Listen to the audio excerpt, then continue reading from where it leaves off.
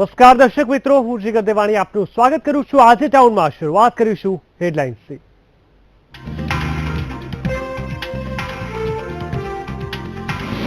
ઉરી સેક્ટરમાં આતંકી હુમલા બાદ ભારતનું કડક વલણ, કુલ 8 ઘૂસણખોરોને કર્યા ઠાર।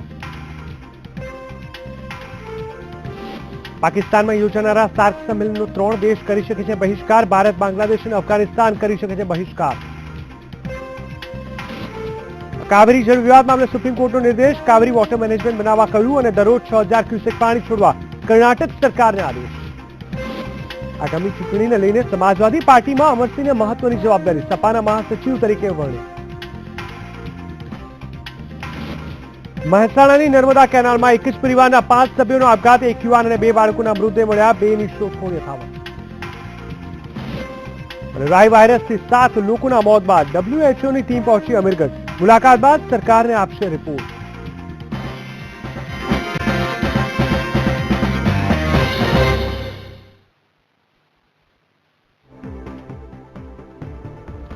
તો મહેસાણામાં વિસનગરમાં ₹12 લાખની લૂંટનો બનાવ સામે આવ્યો છે। જી હા, 12 લાખ રૂપિયાની લૂંટ થઈ હોવાની વાત સામે આવી છે। રિવોલ્વર બતાવીને આ લૂંટ ચલાવવામાં આવી હતી।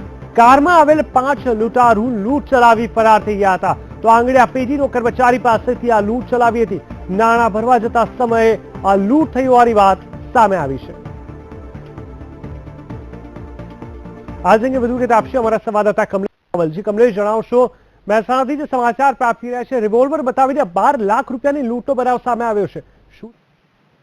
ચોક્કસ જીગર, આપને જણાવું કે આ જે ઘટના ઘટી છે એ વિસનગરની વિક્રમ વિજય આગળિયા પેઢીનો કર્મચારી લૂંટાયો છે અને વિસનગરના સવાલા દરવાજા બસ સ્ટેન્ડ પાસે સ્વિફ્ટ ગાડીમાં આવેલા 5 અજાણ્યા શખ્સોએ આ લૂંટ કરી છે। જેમાં જે ફરિયાદીએ વિસનગર પોલીસ સ્ટેશને જે ફરિયાદ જાહેર કરી છે, જેમાં તેણે જણાવ્યું છે કે અજાણ્યા શખ્સોએ જે રિવોલ્વર બતાવી તેની પાસે રહેલ ₹12 લાખ રોકડ ભરેલો થેલો અચાનક ઝૂંટવી લઈને આ શખ્સ ફરાર થઈ ગયા હતા। આ ઘટના બાદ મહેસાણા જિલ્લા પોલીસે સમગ્ર જિલ્લામાં નાકાબંધી કરી છે। જો કે હજુ સુધી જે ગાડી જે દર્શાવાઈ છે લૂંટના, તે લૂંટારૂ શખ્સોનો કોઈ પત્તો પોલીસને હાથ લાગી શક્યો નથી।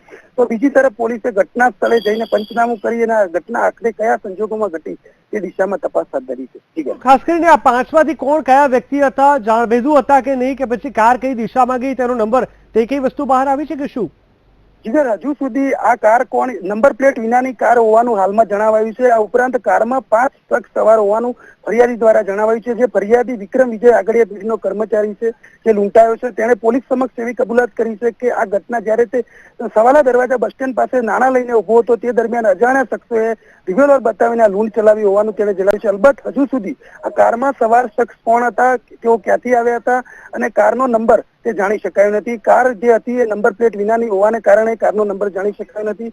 તો બીજી તરફ આ જે શખ્સ લૂંટાયો છે તેણે પણ જે લૂંટનાર શખ્સ કોણ હતા તે જાણતો ન હોવાનું પોલીસ સમક્ષ નિવેદન આપ્યું છે। બિલકુલ કમલેશ, સમગ્ર માહિતી આપવા બદલ ધન્યવાદ।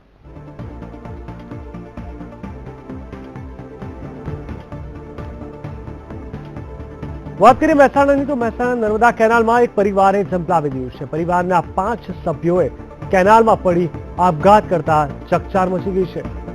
થરાદ જવાનું કઈ ઘરેથી નીકળ્યો તો આ પરિવાર 2 બાળકોના મૃતદેહ ડાંગરવા ગામ પાસેથી મળી આવ્યા છે। અગાઉ એક યુવાનનો મૃતદેહ મળી આવ્યો હતો, જેથી પરિવારના 3 સભ્યોના મૃતદેહ મળી આવ્યા છે।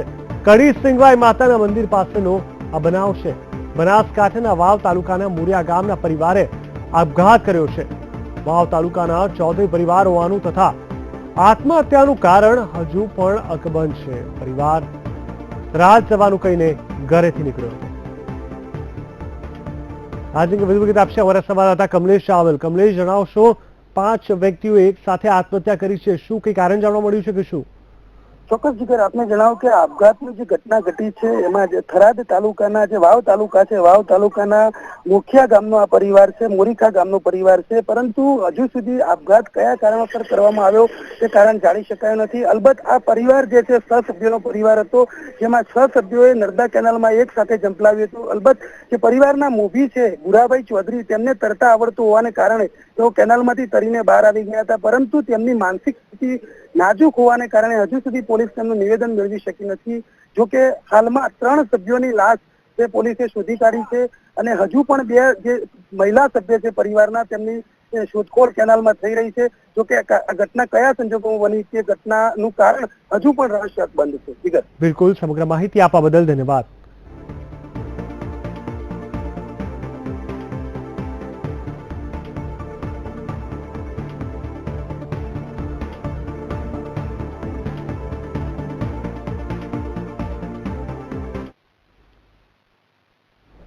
તો બીજા એક મહત્વપૂર્ણ સમાચાર આવી રહ્યા છે ખેડાથી. જી હા, આપને બતાવી દઈએ, ખેડામાં ખાસ કરીને 25 વિદ્યાર્થીઓને સ્કૂલમાં પરીક્ષાથી વંચિત રખાયા છે. જય જલારામ ઇન્ટરનેશનલ સ્કૂલમાં વિદ્યાર્થીઓને પરીક્ષાથી વંચિત રાખવામાં આવ્યા છે. ફી ન આપનાર આ 25 વિદ્યાર્થીઓને પરીક્ષાથી વંચિત રાખવામાં આવ્યા.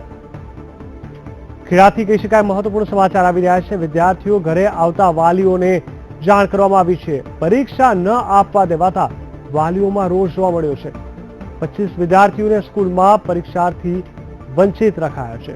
જય જલારામ ઇન્ટરનેશનલ સ્કૂલની આ વાત છે, જ્યાં ફી ન આપનાર આ 25 વિદ્યાર્થીઓને પરીક્ષાથી વંચિત રખાયા છે. આજ અંગે વધુ વિગત આપશે અમારા સંવાદદાતા સંદીપ રાજપૂત. સંદીપ, જણાવશો, ફી ન આપી શકવાના કારણે 25 વિદ્યાર્થીઓને પરીક્ષાથી દૂર રાખવા હોવાની વાત સામે આવી છે. શું છે વધુ વિગત? જે જીગર કહી શકાય કે આજે જય જલારામ ઇન્ટરનેશનલમાં ફર્સ્ટ એન્યુઅલ એક્ઝામ ચાલી રહ્યા છે 5 થી ધોરણ 7 ના વિદ્યાર્થીઓના, જેમાંથી 25 બાળકોની ફી બાકી પડતી હોવાના કારણે આ વિદ્યાર્થીઓને પરીક્ષાથી વંચિત રાખવામાં આવ્યા હતા.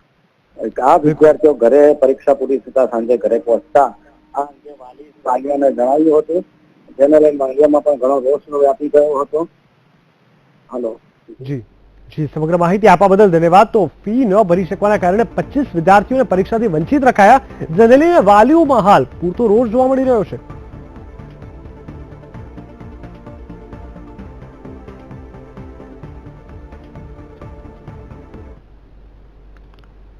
તો બનાસકાંઠાના અમીરગઢમાં રાયના રોગથી 7 બાળકોના મોતના મામલે હવે WHO મહેસાણાની ટીમના અધિકારીઓ અમીરગઢ પહોંચ્યા છે અને સમગ્ર વિસ્તારની મુલાકાત લઈ સરકારને રિપોર્ટ આપશે. ઉલ્લેખનીય છે કે અમીરગઢ તાલુકાના ખૂણિયા અને ઘાઘુ ગામમાં ભેદી રોગના બાળકોના લોહીના સેમ્પલ લઈ પૂણા ખાતે લેબોરેટરીમાં મોકલવામાં આવ્યા હતા, જેમાં સામે આવ્યું હતું કે સમગ્ર ગામમાં રાયનો રોગ ફેલાયો છે. ત્યારે ગામના લોકોમાં રોગના દહેશતથી ફફડાટ ફેલાઈ ગયો હતો અને આરોગ્યની ટીમ હરકતમાં આવી ગઈ હતી અને કુલ 57 મેડિકલ ટીમ દ્વારા સર્વે હાથ ધરી કામગીરી પૂરજોશમાં ચાલુ કરાઈ હતી. આજ અંગે વધુ વિગત આપશે અમારા સંવાદદાતા મુકજી પટેલ. મુકજી, જણાવશો, જે રીતે WHO ની ટીમ અત્યારે સાબરકાંઠા પહોંચી છે, શું કહેવું છે તમને આ રોગને લઈને?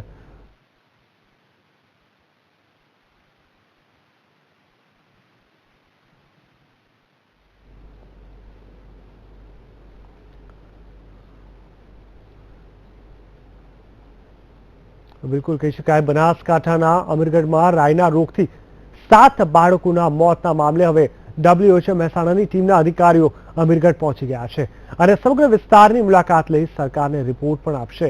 ઉલ્લેખનીય છે કે અમીરગઢ તાલુકાના ખૂણિયા અને ઘાઘુ ગામમાં ભેદી રોગના બાળકોના લોહીના સેમ્પલ લઈને પૂણા ખાતે લેબોરેટરીમાં મોકલવામાં આવ્યા હતા, જેમાં સામે આવ્યું હતું કે સમગ્ર ગામમાં રાયનો રોગ ફેલાયો છે. ત્યારે ગામના લોકોમાં રોગના દહેશતથી ફફડાટ ફેલાયો હતો અને આરોગ્યની ટીમ હરકતમાં આવી ગઈ હતી અને કુલ 57 મેડિકલ ટીમ દ્વારા સર્વે હાથ ધરી કામગીરી પૂરજોશમાં ચાલુ કરાઈ હતી.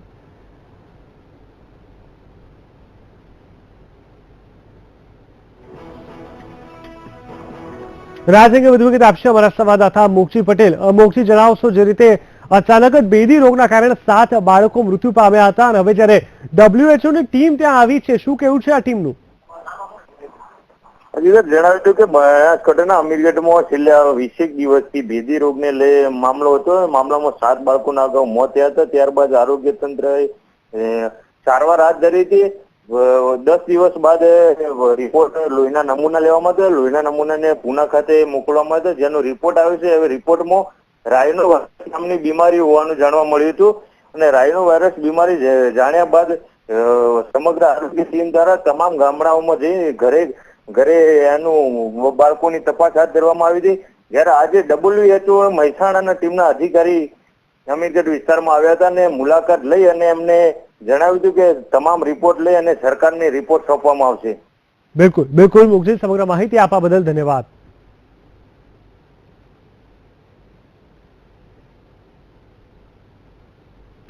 સુરેન્દ્રનગર જિલ્લાના પોલીસ વડાએ પીએસઆઈ એએસઆઈને સસ્પેન્ડ કરતા પોલીસ બેડામાં ખળભળાટ મચી જવા પામ્યો છે. આવું પોસ્ટમાં ફરજ બજાવતા એએસઆઈ રણજીતસિંહ ગામેથી અને પીએસઆઈ દીપક કુમાર મેઘાણીને સસ્પેન્ડ કરવામાં આવ્યા છે. ઉલ્લેખનીય છે કે બુટલેગરો સામે કાર્યવાહી ન કરાતા જિલ્લા પોલીસ વડાને આ પગલાં લીધા છે. વાઘડી પોલીસ સ્ટેશનની હદમાંથી ₹14 લાખનો દારૂ જપ્ત કરાયો હતો, જેમાં તેમની કામગીરી નિષ્ક્રિય રહી હતી.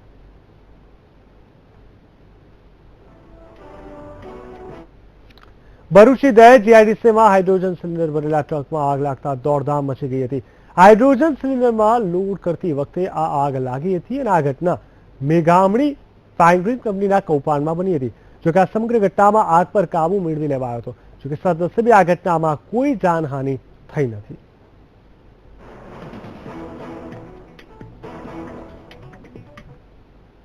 તો આ તરફ ઉરીમાં થયેલા આતંકી હુમલાનો અરવલ્લી જિલ્લામાં પણ વિરોધ કરવામાં આવ્યો. મોડાસામાં ભાજપના હોદ્દેદારો અને શહેરીજનો દ્વારા પાકિસ્તાનની નાપાક હરકત વિરુદ્ધ ઉગ્ર દેખાવો કર્યા અને રોષે ભરાયેલા લોકોએ પાકિસ્તાનનો રાષ્ટ્રધ્વજને સળગાવી પાકિસ્તાન મુર્દાબાદના નારા લગાવ્યા હતા. રોજ પાકિસ્તાન વિરુદ્ધ કડક કાર્યવાહી કરવાની માંગ કરવામાં આવી હતી.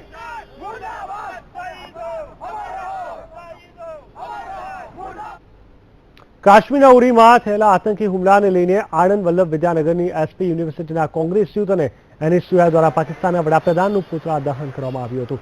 આ પુતળા દહનમાં કોંગ્રેસ યુથના હજારો લોકોએ ભાગ લીધો હતો અને પાકિસ્તાન મુર્દાબાદના નારા લગાવી વિરોધ પ્રદર્શન કર્યો હતો. આ સાથે જ પીએમ મોદી પર પ્રહાર કરતા જણાવ્યું હતું કે જો વડાપ્રધાન કોઈ મોટા પગલાં ન ભરે તો તેઓ રાજીનામું આપી દે.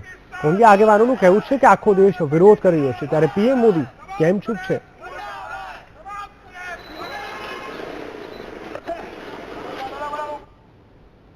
કચ્છ મુન્દ્રા તાલુકાના અનેક ગામોમાં ખેડૂતોની જમીન અદાણી દ્વારા જમીન સંપાદિત કરવાના મામલે લોકોએ કલેક્ટરને આવેદનપત્ર આપ્યું હતું.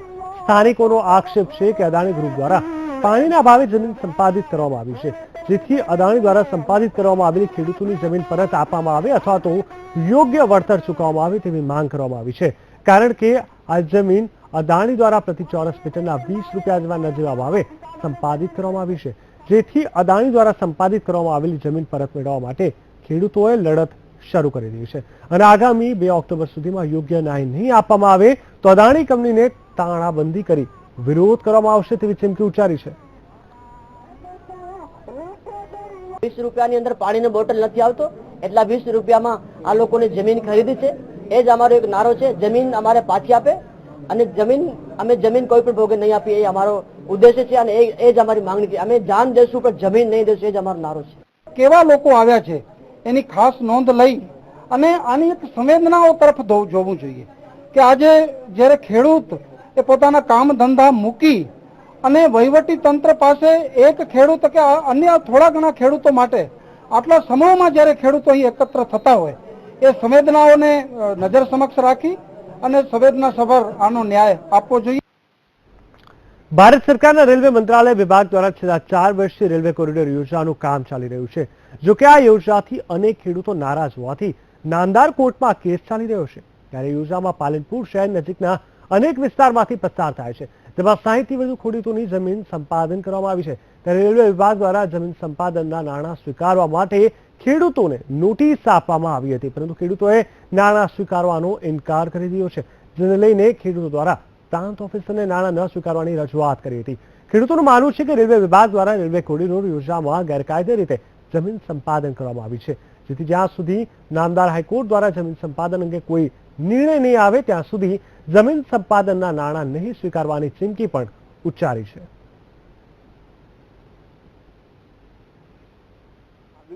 એ માગણી એવી છે કે ભાઈ અમે જમીન વિહોણા થઈ જઈએ એવી કોઈ વાત નથી. વાત એ છે કે જે રીતે એમને જમીન સંપાદન કરી છે એ સંપાદન કરવાના રૂલ્સ ઓલરેડી રેલવે બોર્ડને મળેલા જ નથી. કેન્દ્ર સરકારે રેલવે બોર્ડને જમીન સંપાદન કરવાની સત્તા આપી જ નથી.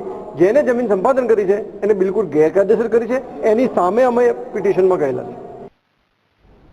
અમદાવાદના હદ વિસ્તારમાં આવેલા સરોડા ગામે દલિતોને જમીન ફાળવવા મામલે ગુજરાત હાઈકોર્ટે રાજ્ય સરકારને આદેશ કર્યો છે. જોકે હાઈકોર્ટના હુકમ બાદ પણ દલિત પરિવારજનોને ન્યાય ન મળતા તેમનામાં રોષની લાગણી ફેલાઈ ગઈ છે. મહત્વનું છે કે 35 તાલુકાના 21 ગામના દલિત પરિવારજનો આ જમીનથી વંચિત છે. રાજ્ય કલેક્ટરની અધ્યક્ષતા હેઠળ દલિતોના રોષને ધ્યાનમાં રાખી એક કમિટીની રચના કરવામાં આવી હતી, જેમાં નાયબ કલેક્ટર, મામલતદાર નાયબ મામલતદાર સહિતના અધિકારીઓએ જમીન માપણીનું કામ શરૂ કર્યું હતું. સર્વેની કામગીરી શરૂ થતા જ દલિત આગેવાન જિગ્નેશ મેવાણી હાજર સ્થળ પર પહોંચી ગયા હતા અને તેમણે ઉપસ્થિત અધિકારીઓને વહેલી તકે દલિતોને જમીન ફાળવી આપવા અંગે રજૂઆત કરી હતી. એકંદરે બેદરકાર અને ઇનડિફરન્ટ રહ્યું છે, પણ જે પ્રકારનું પ્રેશર અમે ગઈકાલે ઊભું કરી શક્યા અને જે પ્રમાણે તંત્રના ચહેરા ઉપર ફાળ જોવા મળે છે અને જે પ્રકારે આજે માપણીની ઓવરઓલ માપણીની પ્રક્રિયા શરૂ કરી છે, મારી ધારણા એવી છે કે 15 દિવસમાં માપણી કરીને કબજો સોંપી દેશની પ્રક્રિયા શરૂ થઈ છે.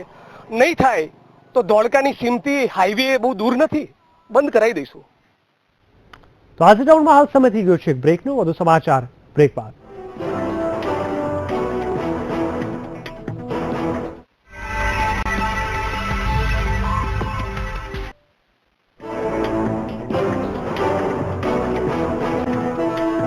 બ્રેક બાદ સ્વાગત છે આજે ટાઉનમાં. આગળના સમાચાર પર નજર કરીએ તો ગુજરાતની ઔદ્યોગિક નગરી એટલે કે વાપી નગરી. આ નગરીમાં હજારો ઉદ્યોગો ધમધમી રહ્યા છે, જેથી અહીંયા હજારો ટ્રક દિવસ દરમિયાન અવરજવર કરે છે, પરંતુ આ ભારે વાહનો માટે પાર્કિંગની કોઈ વ્યવસ્થા કરવામાં આવી નથી. જોકે ટ્રાન્સપોર્ટરો દ્વારા અનેક વખત રજૂઆત કરવા છતાં કોઈ વ્યવસ્થા ઊભી કરવામાં આવી નથી, જેને લઈને ટ્રાન્સપોર્ટરોમાં ભારે રોષ વ્યાપી ગયો છે. અહીંયા પાર્કિંગની વ્યવસ્થા ન હોવાને કારણે બહારથી આવતા હજારો ટ્રક જાહેર રસ્તાઓ અને ગ્રીન સ્પેસમાં આડેધડ પાર્ક કરે છે, જેને લઈને સ્થાનિકોને ભારે મુશ્કેલીનો સામનો કરવો પડે છે. જોકે આ સમસ્યાના સમાધાન માટે વાપી ઔદ્યોગિક એસોસિએશન દ્વારા પ્રયાસો હાથ ધરાયા છે, જેથી ટૂંક સમયમાં જ પાર્કિંગ સહિત અનેક સુવિધાઓ ઊભી કરવામાં આવશે તેવી આશા સેવાઈ રહી છે. जीआईडीसी बड़ा है, इंडस्ट्रीज बड़ा है, उसके साथ साथ ट्रांसपोर्ट इंडस्ट्री भी बहुत बड़ा है, जिसमें करीब 4000 ट्रांसपोर्टर हमारे यहाँ पे हमारी नॉलेज में है और बाहर से जितनी भी गाड़ियाँ आती हैं उसकी वजह से यहाँ पर काफी तकलीफ होता है आम पब्लिक को. हाई टेंशन लाइन नीचे गाड़ियों હોય છે જે પારાવાર નુકસાની અને મોત બી થયા છે. 27 રાજ્યથી આવતી ગાડીઓ જે પારામાર ટ્રાફિકને સમસ્યા ઊભી કરેલ છે. લગભગ આગામી થોડા દિવસમાં નોટિફાઈડના એમને જે કાંઈ જમીન માલિકો છે એમને બોલાવી અને બંને સાથે ભાગીદારી મળીને આનો ઉકેલ લાવશે તો જ આનો ઉકેલ આવશે. દ્વારકાના રાણ ગામે જમીનના બોગસ દસ્તાવેજના મામલે 4 માસ પૂર્વે પોલીસે ફરિયાદ કરી હતી અને ત્યારબાદ એલસીબીને તપાસ સોંપાતા 3 લોકોની ધરપકડ કરાઈ છે. ઉલ્લેખનીય છે કે જમીન માલિકનું મૃત્યુ થતાં જમીન પચાવી પાડવાના મામલે બોગસ દસ્તાવેજો રજૂ કરાયા હતા, જેની ફરિયાદ ભાવિનભાઈ દ્વારા કરવામાં આવી હતી અને પોલીસને શંકા જતા આખો મામલો સામે આવ્યો હતો, જેને આધારે 3 લોકોની ધરપકડ કરાઈ છે અને હાલમાં આ 3 લોકો 2 દિવસના રિમાન્ડ પર છે. પુરાવા મળતા આ તપાસના અંતે એક દેવસી માડમ, ભેલુ માડમ અને હરેશભાઈ નામના 3 વ્યક્તિઓને ગઈકાલે અટક કરવામાં આવેલા છે અને આજે એને કોર્ટમાં રજૂ કરી અને 2 દિવસના રિમાન્ડ મેળવવામાં આવ્યા છે અને આમાં હજુ પણ વધુ આરોપીઓ ખુલવાની પૂરી શક્યતાઓ છે. તપાસ આગળ ચાલુ છે. આ 300 વીઘાનું જમીનનું કૌભાંડ હતું અને એની અંદાજિત કિંમત બહુ મોટી હોય એટલે લાલચમાં આવીને આરોપીઓએ આ કાવતરું રચીને આયોજનપૂર્વક પચાવી પાડવાની કોશિશ કરેલી છે. તો હાલ સમય થઈ ગયો છે બ્રેકનો. વધુ સમાચાર બ્રેક બાદ.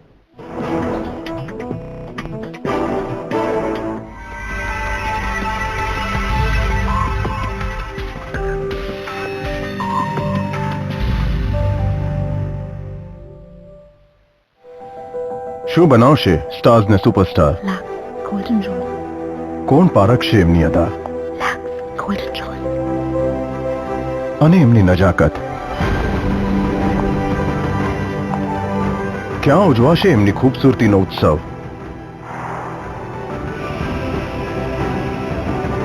લક્સ પ્રસ્તુત કરે છે ખૂબસૂરત સાંજ.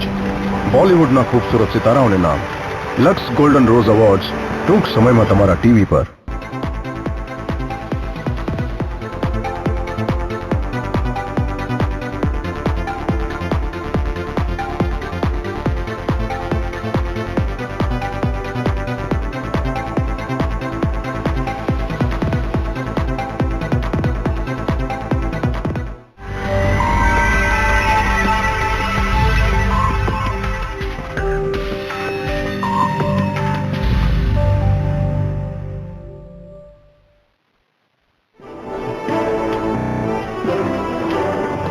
બ્રેક બાદ સ્વાગત છે આજે ટાઉનમાં. આગળના સમાચાર પર નજર કરીએ તો કોડીનાર તાલુકાના વડનગર ગામના એક ગરીબ પરિવારના પુત્રના મોતને લઈને સવાલો ઉભા થયા છે. આમ તો યુવકની લાશ ગળે ફાંસો ખાધેલી હાલતમાં મળી છે, પરંતુ મૃતક યુવકને ન તો કોઈ સાથે માથાકૂટ હતી, ન તો કોઈની સાથે અંગત અદાવત હતી. તેમ છતાં તેણે શા માટે ગળે ફાંસો ખાધો તે એક રહસ્ય છે.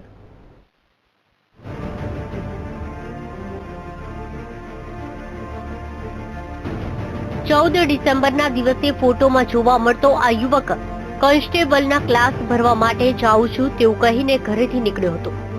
ફોટોમાં તમે જોઈ રહ્યા છો આ યુવકનું નામ જિગ્નેશ મીઠાભાઈ રાઠોડ છે. તે કોડીનારના વડનગરનો વતની છે. છેલ્લા 3 મહિનાથી તે કોન્સ્ટેબલની પરીક્ષાની તૈયારી કરતો હતો, પરંતુ 12 ડિસેમ્બરના દિવસે અચાનક રાઠોડ પરિવાર પર આફત આવી.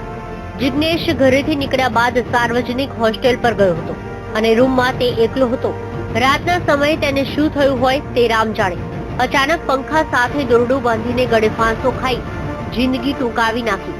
બાદમાં જિગ્નેશના પરિવારે અનેક કોલ કર્યા હતા, પરંતુ કોઈ જવાબ મળ્યો ન હતો. અંતે તેના પરિવારને જાણ થતા પૂરો પરિવાર શોકમાં ડૂબી ગયો હતો. ઘટનાની જાણ થતા પોલીસ તાત્કાલિક ઘટના સ્થળે પહોંચી ગઈ અને પૂરા મામલાની તપાસ હાથ ધરી હતી. તેનો મોબાઈલ સ્થળ ઉપરથી મળી રહ્યો છે. મોબાઈલ કોઈ ગુમ નથી. કઈ પ્રાથમિક તપાસમાં એના પરિવારજનો શું કહે છે? હાલ તેની પરિવારજનોનું કોઈ નિવેદન લઈ શકાય નથી. ત્યાં આત્મહત્યા કરવાનું કારણ શું? હાલ કહી શકાય નહીં. જે કિરીટભાઈ કરીને છે છાત્રાલયના શિક્ષક, તેઓએ અન્ય કારણસર આપઘાત કર્યો તેવું જણાવ્યું છે. આ ભાઈ ત્યાં ક્લાસીસમાં આવતા કે કેમ? ત્યાં સ્પર્ધાત્મક પરીક્ષાનો કાર્યક્રમની ક્લાસીસ ચાલતા હતા, તેમાં આ ભાઈ આવતા હતા અને તેની પાસે જ આ રૂમની ચાવી રહેતી હતી અને તેઓ ત્યાં સ્પર્ધાત્મક પરીક્ષાની તૈયારી કરતા હતા. પરિવારનો આક્ષેપ આત્મહત્યા નહીં પરંતુ હત્યા. જિગ્નેશના પરિવારે અનેક આક્ષેપ કર્યા છે. જિગ્નેશ આત્મહત્યા કરે નહીં, તેની હત્યા કરવામાં આવી છે, કારણ કે તે બહુ મહત્વાકાંક્ષી માણસ હતો. જાહેર પરીક્ષામાં સફળ થવા માટે રાત દિવસ મહેનત કરતો હતો. શા માટે મોબાઈલ બંધ હાલતમાં મળી આવ્યો? શા માટે જિગ્નેશની લાશ કોહવાયેલી હાલતમાં જોવા મળી? જિગ્નેશને હોસ્ટેલ પર જવાની શું જરૂરિયાત હતી? આવા અનેક સવાલો મૃતકના પરિવારજનો પૂછી રહ્યા છે. મૃતકનો ભાઈ એવું માની રહ્યો છે કે કોઈ અજાણ્યા શખ્સોનો ફોન તેના જિગ્નેશના ફોન પર આવ્યો હતો અને બાદમાં તે કોડીનાર ગયો હતો. પૂરા પ્લાન પ્રમાણે હત્યા કરીને તેની લાશને ટાંગી દેવામાં આવી છે. જ્યારે પરિવાર સાથે વાત કરવામાં આવી ત્યારે એવી ખબર મળી કે અમે રાતના જિગ્નેશને ફોન કરતા હતા, પણ જિગ્નેશ અમારો ફોન ઉઠાવતો નહોતો. બરાબર, એના મોબાઈલમાં રિંગ જતી હતી. એ પ્રમાણે અમે રાતના 1:15 વાગ્યા સુધી ફોન કરવામાં આવ્યો. પછી એનો મોબાઈલ અમને સ્વિચ ઓફ બતાવવામાં આવેલો હતો. રાતના 1 વાગ્યા પછી જો એવું બનેલું હોય તો સાંજના 4:30 વાગે જો અમને લાશ અને બોડી જે મળી આવી છે એ શા માટે ડીકમ્પોઝિશન હાલતમાં મળેલી આવી છે? કારણ કે કોઈ પણ માણસનું ડીકમ્પોઝિશન થાય ત્યારે 24 કલાક મિનિમમ લાગે છે, તો 12 કલાકની અંદર જ આખું બોડી ડીકમ્પોઝિશન થઈ ગયું એ અમારા માટે ખૂબ જ શંકાસ્પદ છે. પૂરી ઘટનામાં અનેક સવાલો પેદા થતા જિગ્નેશની લાશને પીએમ માટે જામનગર મોકલવામાં આવી છે. ફોરેન્સિક લેબમાં કેટલાક પુરાવા મોકલવામાં આવ્યા છે. આ તમામ રિપોર્ટ આવ્યા બાદ જ ખબર પડશે કે ખરેખર શું સત્ય છે. ઉરી એટેકને દેશવાસીઓએ વખોડ્યો છે અને આતંકીઓને કહી શકાય કે કરારો જવાબ આપવાની માંગ પણ ઉઠી છે. અરવલ્લીના માલપુરમાં વાલ્મીકી સમાજના લોકો દ્વારા ભારત માતાની તસવીરને વંદન કરી કેન્ડલ માર્ચ કરી 2 મિનિટનું મૌન પાડ્યું હતું અને આખા ગામમાં ઝાડુ ફેરવી સંદેશ આપ્યો હતો કે જેમ કચરાની સફાઈ કરી તેમ આતંકીઓનો સફાયો કરવામાં આવે.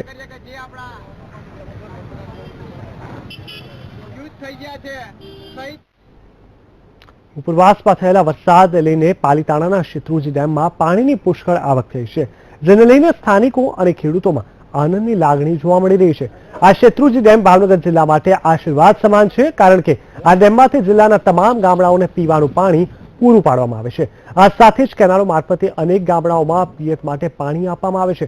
ત્યારે આ ડેમમાં પાણીની પુષ્કળ પ્રમાણમાં આવક થતા સ્થાનિકો અને ખેડૂતોમાં હરખની હેલી જોવા મળી રહી છે. આ ડેમમાં સતત 3 દિવસથી પાણીની આવકમાં વધારો થઈ રહ્યો છે. જો આમને આમ હજુ 3 કે 4 દિવસ ઉપરવાસમાં વરસાદ રહેશે તો શેત્રુંજી ડેમ ઓવરફ્લો થવાની શક્યતા સેવાઈ રહી છે.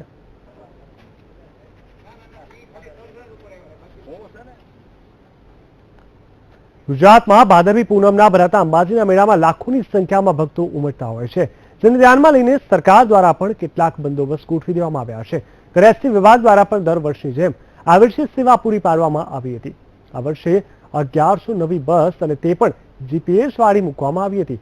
આ બસમાં આશરે 11,41,000 જેટલા મુસાફરોએ અંબાજીના મેળો માણ્યો હતો.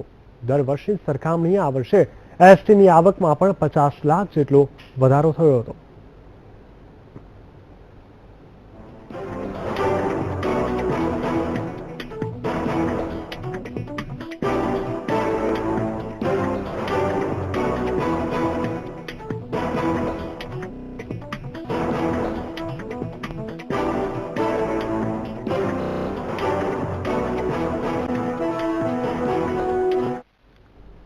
ગાંધીજીની જન્મભૂમિ તરીકે વિશ્વ ફલક પર જાણીતા અને જે નગરીને સુરખાબ નગરી તરીકે પણ ઓળખ મળી રહી છે તેવા પોરબંદર શહેરમાં હજારોની સંખ્યામાં આપને પક્ષીઓને કલ્લવ કરતા માણી શકો છો.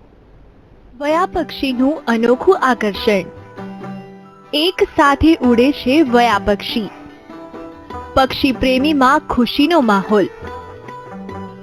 આપ જોઈ રહ્યા છો તે પક્ષી છે વયા, જેને અંગ્રેજીમાં રોજી સ્ટર્લિંગ બર્ડ તરીકે ઓળખવામાં આવે છે.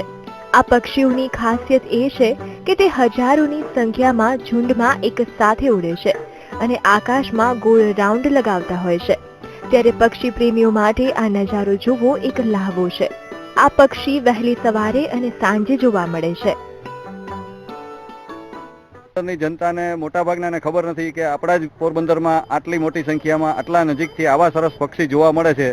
તો મારી પોરબંદરના પ્રજાજનોને એક વિનંતી છે કે આપ બંદર વિસ્તારમાં આવી આ વૈયાનો નજારો જોવો અને એને માણો.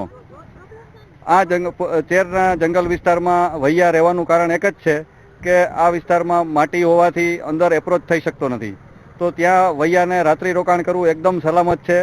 એટલા માટે થઈને આ બંદર વિસ્તારમાં જ વર્ષોથી અહીં મુકામ કરી એનું રાત્રિ રોકાણ કરે છે. હાલ પોરબંદરનો બંદર વિસ્તાર વયા પક્ષીઓ માટે તો ઘર સમાન જ બની ગયા છે. કારણ કે દિવસ દરમિયાન ગ્રામ્ય વિસ્તારમાં ખોરાકની શોધ કર્યા બાદ સાંજ ઢળવાની શરૂઆત થાય છે કે ધીમે ધીમે આકાશ પક્ષીઓથી ઉભરાતું જોવા મળે છે. જાણે કે આકાશમાં કુદરત દ્વારા કોઈ રંગોળી કરાઈ હોય તેમ અલગ આકાર થતો જોવા મળે છે. તો બર્ડ વોચર તરીકે આટલા બધા પક્ષીઓ એક સાથે નિહાળવા એક આહલાદાયક છે. એમ એ જોઈને એકદમ એનો કલરવને સાંભળીને એકદમ રોમાંચક અનુભવ થાય છે અને પોરબંદરમાં રહેનારાઓ માટે તો એક ખુશીની વાત છે. પોરબંદરના પક્ષીવિદો અને પક્ષી પ્રેમીઓ માટે હાલ તો હજારોની સંખ્યામાં આભમાં વિહરતા અને અલભ્ય કુદરતી નજારાનું સર્જન કરતા વયા પક્ષીઓ આકર્ષણનું કેન્દ્ર બન્યા છે. Ajay Shilu, VTV news, Porbandar. તો આજે ટાઉનમાં બસ આટલું જ. વધુ સમાચાર માટે આપ જોતા રહો વીટીવી ન્યૂઝ ગુજરાતી. નમસ્કાર.